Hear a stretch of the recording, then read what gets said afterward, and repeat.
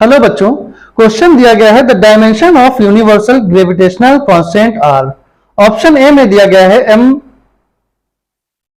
m-1 L3 T-2, B option में दिया गया है ml² T-1, सी ऑप्शन में दिया गया है m⁻⁻2 L3 T-2 और डी ऑप्शन में दिया गया है m-2 L² T-1। तो हमें यूनिवर्सल ग्रेविटेशनल कांस्टेंट की वैल्यू फाइंड करनी है। तो यूनिवर्सल ग्रेविटेशनल कांस्टेंट के लिए एक फार्मूला होता है F equal to G m1 m2 upon r²। ठीक है, हमें वैल्यू फाइंड करनी है कैपिटल जी की।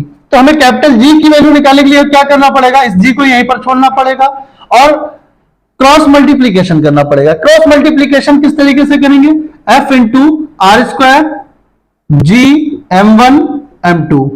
हमें वैल्यू जी की फाइंड करनी है तो m1 m2 को डिवाइड में ले जाएंगे, तो g इक्वल टू कितना हो जाएगा, f into r² upon m1 m2। ठीक है, डायमेंशन लिख लेते हैं साइड में। तो f की जो डायमेंशन होती है ml-2 होती है। इसी तरीके से जो डिस्टेंस है r क्या है, डिस्टेंस है और डिस्टेंस को l से इंडिकेट करते हैं डायमेंशन के फॉर्म में, और m क्या है, मास है। तो मास को m1 हो या m2 हो, दोनों की वैल्यू को कैपिटल m से इंडिकेट करेंगे या प्रदर्शित करेंगे।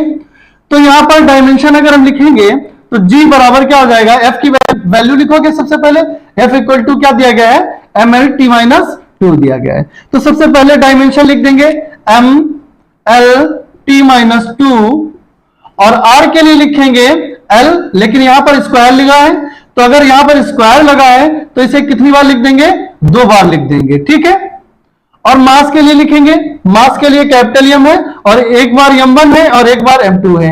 जब m1 m2 लिखेंगे तो यहां पर क्या हो जाएगा, m² हो जाएगा। ठीक है, इतनी बात समझ में आ गई, m² लिख लेंगे। चलिए अब देखिए, एक m यहां पर 2m है और एक यहां पे 1m है, तो क्या करेंगे, g इक्वल टू एक मास कट जाएगा, एक मास यहां से यहां कट जाएगा और एक मास ऊपर जाएगा तो m-1 हो जाएगा।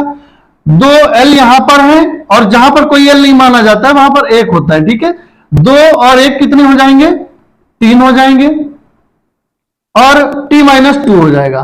तो ये मेरा आंसर हो जाएगा m-1 L3 T-2। Gravitational constant की ये वैल्यू निकल के आ गई और यही मेरा आंसर हो जाएगा।